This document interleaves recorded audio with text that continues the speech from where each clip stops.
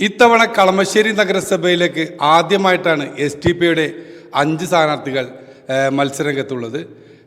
10-ാം വാർഡിൽ ഷാനവാസ് ചാലിയൽ, 40-ാം വാർഡിൽ റഫീഖ് പുതുവായ്മൂല, 12-ാം വാർഡിൽ സഹൽ മണക്കാട്ട്, 13-ാം വാർഡിൽ ജാസ്മിൻ പുഷ്പമംഗലം, 7-ാം വാർഡിൽ സലീം ചാലുങ്കൽ. ഈ 5 പേരാണ് ഇന്ന് എന്നോടൊപ്പം ചേരുന്നത്. ഷാനവാസ്, നിങ്ങൾ നിരവധി സമരങ്ങളാണ് നഗരസഭയിൽ നടത്തിയിട്ടുള്ളത്. ആ സമരങ്ങളെല്ലാം എവിടെ എത്തി? അത് ജനങ്ങളിലേക്ക് നിങ്ങൾക്ക് എത്തിക്കാൻ കഴിഞ്ഞിട്ടുണ്ടോ? കളമശ്ശേരി നഗരസഭയിൽ കാലങ്ങളായിട്ട് നമ്മൾ കണ്ടുകൊണ്ടിരിക്കുന്ന അല്ലെങ്കിൽ കേട്ടുകൊണ്ടിരിക്കുന്ന നിരവധി വിഷയങ്ങളുണ്ട്. ആ വിഷയങ്ങൾ ഓരോന്നോരോന്നായിട്ട് social democratic party of India പഠിച്ച് അതിലുള്ള പോരായ്മകൾ കണ്ടെത്തി അത് വിവരാവകാശ രേഖ മുഖേന ഞങ്ങൾ അതിൻ്റെ രേഖകൾ, അതിൻ്റെ സത്യസന്ധമായ പിഴവുകൾ എന്താണെന്ന് കണ്ടെത്തി അത് വച്ചിട്ടുള്ള സമരമുറകളാണ് ഞങ്ങൾ സ്വീകരിച്ചിട്ടുള്ളത്. അതിലേറ്റവും എടുത്തു പറയത്തക്ക വിധം നമ്മുടെ മാലിന്യത്തിൻ്റെ പ്രശ്നമാണ്. മാലിന്യത്തിൻ്റെ പ്രശ്നത്തിൽ ഏതാണ്ട് നിരവധി സമരമുറകളും അതിൻ്റെ വേണ്ടപ്പെട്ട പരാതികളും എല്ലാം പാർട്ടി മുന്നോട്ട് പോയിക്കൊണ്ടിരിക്കുന്നതാണ്. അതുപോലെ തന്നെ നമ്മുടെ ബസ് ടെർമിനൽ ഏതാണ്ട് 4.5 കോടി രൂപയോളം ചെലവഴിച്ച് നിർമ്മിച്ച ബസ് ടെർമിനലിൻ്റെ ഇപ്പോഴത്തെ അവസ്ഥ ഈ നാട്ടിൽ മൊത്തം എല്ലാവർക്കും അറിയാവുന്നൊരു സംഭവമാണ്.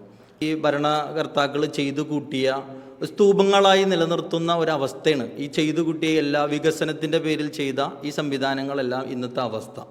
അതിൽ നിന്ന് ഒരു രൂപ പോലും ഈ നഗരസഭയ്ക്കോ അല്ലെങ്കിൽ അതിൻ്റെ സംവിധാനങ്ങൾക്കോ ഉപയോഗപ്രദമാവുന്ന ഒരു വരുമാന മാർഗമില്ലാതെ, ഒരു മുൻധാരണയില്ലാതെ, ഒരു പ്ലാനിങ് ഇല്ലാതെ ചെയ്തു കൂട്ടിയ, അതുകൊണ്ടാണ് SDP തികച്ചും പറയുന്നത് അത് പക്ക അഴിമതിയാണ് എന്ന് പറയാനുള്ള കാരണം. അതിൽ മെയിനായിട്ട് ബസ് ടെർമിനൽ നിർമ്മാണത്തിൽ 4.5 കോടി രൂപ ചെലവഴിച്ചിട്ട് ഏതാണ്ട് 2015 ചെലവഴിച്ചതാണ്. ഇപ്പോൾ 25 എന്ന് എത്തി നിൽക്കുമ്പോൾ 10 വർഷക്കാലമായിട്ടും അതെന്തിനു വേണ്ടിയാണ് ആ സംഭവം അവിടെ 4.5 കോടി രൂപ ചെലവഴിച്ച് ഉണ്ടാക്കിയതെന്ന് പറയാൻ പോലും പറ്റാത്തൊരു സാഹചര്യത്തിലാണ് നിലനിൽക്കുന്നത്. കാരണം എന്താ വെച്ച് കഴിഞ്ഞാൽ ഒരു ബസ് പോലും ഇതുവരെ ആ ബസ് ടെർമിനലിൻ്റെ അകത്ത് കയറിയിട്ടില്ല. ഇപ്പോൾ മറ്റു സ്വകാര്യ വാഹനങ്ങൾ പാർക്ക് ചെയ്യാനും തെരുവ് നായകൾക്ക് കയറിക്കിടക്കാനുമുള്ള ഒരിടമായി 4.5 കോടി രൂപ കൊണ്ട് പണിത സംവിധാനം ഉപയോഗപ്പെടുത്തുന്നതാണ്. അതുപോലെ തന്നെ ഡംപിങ് യാർഡിൻ്റെ എന്ന് വെച്ചാൽ വലിയൊരു അഴിമതിയാണ് അതിൻ്റെ പിന്നിൽ നടന്നുകൊണ്ടിരിക്കുന്നത്. ഏതാണ്ട് നമ്മളുടെ പരിസര പ്രദേശങ്ങളിലെ വീടുകളിലെല്ലാമായിട്ട് 20,000-ഓളം വീടുകളിൽ നിന്നായിട്ട് ഇതിൻ്റെ ഈ മാലിന്യങ്ങൾ അവർ കളക്ട് ചെയ്ത്, ഹരിത കർമ്മസേന കളക്ട് ചെയ്ത് കൊണ്ടുപോകണം. മൊത്തത്തിലെടുത്ത് പരിശോധിക്കുമ്പോൾ ഏതാണ്ട് 30 കോടി രൂപയോളം പ്രതിവർഷം ഈ നഗരസഭയ്ക്ക് കിട്ടുന്നുണ്ട്. ഇതിൻ്റെ ഈ വന്ന തുകയുടെ യാതൊരുവിധ കണക്കും നഗരസഭയിലില്ല. അപ്പം ഈ ഫണ്ട് എങ്ങോട്ട് പോയി എന്ന് ഇവർ പറയണ്ടേ? ഞങ്ങൾ വിവരാവകാശം വെച്ചിട്ട് ഇവരുടെ അടുത്ത് ഇതിൻ്റെ ചോദ്യങ്ങൾ ഉന്നയിച്ചപ്പോൾ നമുക്ക് മറുപടി തന്നത് ഒന്ന്, അതിൻ്റെ ഫയൽ കാണാനില്ല എന്നുള്ള. ഒരു നഗരസഭയിൽ നിന്ന് ഒരു വിവരാവകാശ രേഖ വെച്ച് ഇത്രയും കോടിക്കണക്കിന് രൂപയുടെ ഒരു ഇടപാട് നടന്നിട്ട് അതിൽ സംശയാസ്പദമായ രീതിയിൽ നമുക്ക് തോന്നിയപ്പോഴാണ് ഒരു രാഷ്ട്രീയ പാർട്ടി എന്ന നിലയിൽ നമ്മൾ ആ ചോദ്യം ഉന്നയിച്ചത്. അതിന് മറുപടി തന്നത് ആ ഫയൽ കാണുന്നില്ല എന്നാണ്. ഇത് കൈകാര്യം ചെയ്യുന്നത് ഇപ്പോൾ ഭരണകർത്താക്കളും അല്ലെങ്കിൽ അവർക്ക് ഈ ഡംപിങ് യാർഡിൽ നിന്ന് ഈ മാലിന്യങ്ങൾ നീക്കം ചെയ്യാൻ വേണ്ടി കൊടുത്തിരിക്കുന്ന ബിനാമികളും, ആ ബിനാമിമാരും കൂടി ഇത് അടിച്ചു മാറ്റുന്നു എന്ന് തന്നെ നമുക്ക് പറയേണ്ടി വരും. ഇല്ലെങ്കിൽ ഈ ഫണ്ട് എങ്ങോട്ട് പോയി എന്ന് ഫയൽ കാണുന്നില്ല എന്ന് പറയുന്നത് ഒരു നഗരസഭയുടെ ഉത്തരവാദിത്തത്തിൽ നിന്ന് ഒഴിഞ്ഞു മാറലാണെന്നാണ് ഞങ്ങൾ വിശ്വസിക്കുന്നത്. അതുകൊണ്ട് ഞങ്ങൾ ആ സമരത്തിൽ നിന്ന് ഒരിക്കലും പിന്മാറിയിട്ടില്ല. തുടർന്നും ഞങ്ങൾ ശക്തമായ സമരമുഖം തീർത്ത് തന്നെ മുന്നോട്ട് പോകും. അതിന് ജനപിന്തുണ ആവശ്യമാണ്. അത് ഉയർത്തിക്കാണിച്ചും ഈ കൊള്ള നടക്കുന്നതിനെ പരിഹരിക്കുന്നതിന് വേണ്ടി അഴിമതിയില്ലാത്ത ഭരണം കൊണ്ടുവരാൻ വേണ്ടിയാണ് SDP ഈ സമയത്ത് ഞങ്ങൾ മത്സര രംഗത്തേക്ക് വന്നിരിക്കുന്നത്. 30 വർഷത്തെ UDF ഭരണത്തിൻ്റെ ഏറ്റവും കൂടുതൽ ആരോപണം എന്താണ് നിങ്ങൾക്ക് പറയാനുള്ളത്? കളമശ്ശേരി നഗരസഭയെ സംബന്ധിച്ചിടത്തോളം ആരോപണങ്ങളുടെ ഒരു പെരുമഴയുള്ള ഒരു നഗരസഭയാണ്. എന്നാൽ വരുമാനത്തിൻ്റെ കാര്യത്തിൽ 1-ാം സ്ഥാനത്ത് നിൽക്കുന്ന ഒരു നഗരസഭ കൂടിയാണ് കേരളത്തിൽ. ഇവിടെ ശരിക്ക് ഇടത് വലത് ഒരു അഡ്ജസ്റ്റ്മെൻറ്റ് രാഷ്ട്രീയമാണ് നഗരസഭയിൽ നടക്കുന്നത്. പക്ഷെ ഞങ്ങളെ സംബന്ധിച്ചിടത്തോളം ഞങ്ങൾ ഇതിന് വ്യക്തമായ രീതിയിൽ വിജിലൻസിൽ കംപ്ലയിൻറ്റ് ചെയ്യും, അത് ഫോർവേഡ് ചെയ്ത് പോവുകയും വിജിലൻസ് ആ കംപ്ലയിൻറ്റ് സർക്കാർ തലത്തിലേക്ക് കൈമാറുകയും ചെയ്തതാണ്.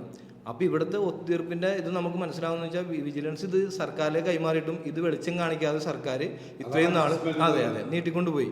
അതിനുശേഷം ഞങ്ങൾ ജനകീയ പ്രക്ഷോഭവുമായിട്ട് നഗരസഭയുടെ മുമ്പിൽ ചെന്നപ്പോൾ മാത്രമാണ് ഇതിന് ചെറിയൊരു നീക്കുപോക്ക് ഉണ്ടായിരിക്കുന്നത്. മനസ്സിലായോ? അപ്പോൾ ആ രീതിയിൽ നോക്കുകയാണെങ്കിൽ നഗരസഭയിൽ ശരിക്കും ഫാസിസ്റ്റ് വിരുദ്ധമായിട്ട് ആണ് കോൺഗ്രസ് വിഭാവനം ചെയ്യുന്ന UDF നിൽക്കുന്നെങ്കിലും നഗരസഭയെ സംബന്ധിച്ചിടത്തോളം ഫാസിസ്റ്റിൻ്റെ തോളത്ത് കൈയിട്ട് നടക്കുന്ന ഒരു ഇതായിട്ടാണ് നമുക്ക് അനുഭവപ്പെട്ടിട്ടുള്ളത്. അപ്പോൾ അത് ജനങ്ങൾ തിരിച്ചറിയും എന്നുള്ളത് തന്നെയാണ്. അത് ഈ തവണത്തെ തെരഞ്ഞെടുപ്പിൽ ഒരു ഭരണവിരുദ്ധ വികാരമുണ്ട്, അത് പ്രതിഫലിക്കുമെന്നുള്ളൊരു യാതൊരു സംശയമില്ല. SDPIക്ക് കളമശ്ശേരിയിൽ എത്രത്തോളം വിജയം കൈവരിക്കാൻ കഴിയും? 5 പേർക്കും വിജയിക്കാനുള്ള സാധ്യത കാണുന്നുണ്ടോ? തീർച്ചയായും 5 പേരും വിജയിക്കുക തന്നെ എന്നാണ് ഉറപ്പായിട്ടുള്ളത്. വോട്ട് തേടി ഓരോ വീടുകളിൽ ചെല്ലുമ്പോൾ അവിടുത്തെ വോട്ടർമാരുടെ പ്രതികരണം എന്താണ്? വോട്ട് തേടി നമ്മൾ ഓരോ വീടുകളിൽ ചെല്ലുമ്പോഴും അവരുടെ പ്രതികരണം എന്താണെന്ന് വെച്ചാൽ, മാറി മാറി UDF LDF ഭരണം നടത്തിയിട്ടും ഒരു മാറ്റം എന്ന് പറയാൻ ഇതുവരെ സാധിച്ചിട്ടില്ല. ഒരു വികസനം എന്ന് ഉദ്ദേശിക്കുന്നത് സാധാരണ ജനങ്ങളിലേക്ക് എത്തിക്കാനുള്ള ഒരു സാഹചര്യം ഇതുവരെ വാർഡുകളിൽ ഉണ്ടായിട്ടില്ല. വികസനം എന്ന് പറയുമ്പോൾ ഒരുപാട് കാര്യങ്ങളുണ്ട്, എന്നാൽ സാധാരണക്കാരായ ജനങ്ങൾക്ക് ഉപകാരപ്രദമായ ഒരു കാര്യവും നടന്നിട്ടില്ല എന്ന് തന്നെയാണ് ജനങ്ങളിൽ നിന്നുള്ള പ്രതികരണം.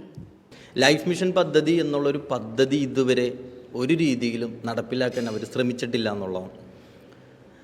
ഞാൻ ഈ 10ാം വാർഡിൽ ഈ ജനങ്ങളുടെ സമ്മതിദാന അവകാശത്തോടു കൂടി വിജയിച്ചു വന്നാൽ ഈ നഗരസഭയിൽ നിലവിൽ ലൈഫ് മിഷൻ പദ്ധതിയുമായി അപേക്ഷ നൽകിയിട്ടുള്ള മുഴുവൻ ആളുകളുടെയും പരാതികളാണ് ആദ്യം പരിഗണിക്കാൻ ഉദ്ദേശിക്കുന്നത്. ഞാൻ മത്സരിക്കുന്ന 12ാം വാർഡിൽ എൻ്റെ ജീവിതത്തിൽ ഇതുവരെ കണ്ടുവന്നിട്ടുള്ള ഒരു കാര്യമാണ്, ഒരു 40% ആളുകൾ തിങ്ങിപ്പാർക്കുന്ന സ്ഥലവും 60% സ്ഥലങ്ങൾ കാട് പിടിച്ചും ഉപയോഗശൂന്യമായും പാടമായിട്ടും കിടക്കുന്ന സ്ഥലങ്ങളാണ്.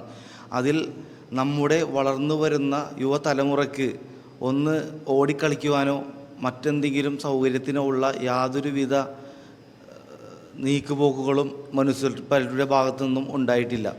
നിരവധി ആരോപണങ്ങളാണ് നഗരസഭയ്ക്കെതിരെ SDPI ഉയർത്തിയിട്ടുള്ളത്. അതുപോലെ തന്നെ നിരവധി പുതിയ പദ്ധതികളാണ് അവരുടെ മനസ്സിലുള്ളത്. അത് ഇവരിൽ വിജയിച്ചു വന്നാൽ നഗരസഭയിൽ നടപ്പാക്കും എന്നുള്ള ഒരു ഉറച്ച വിശ്വാസത്തിലാണ് ഇന്ന് ഈ 5 സ്ഥാനാർത്ഥികളും എന്നോടൊപ്പം ഇവിടെ ചെലവഴിച്ചത്.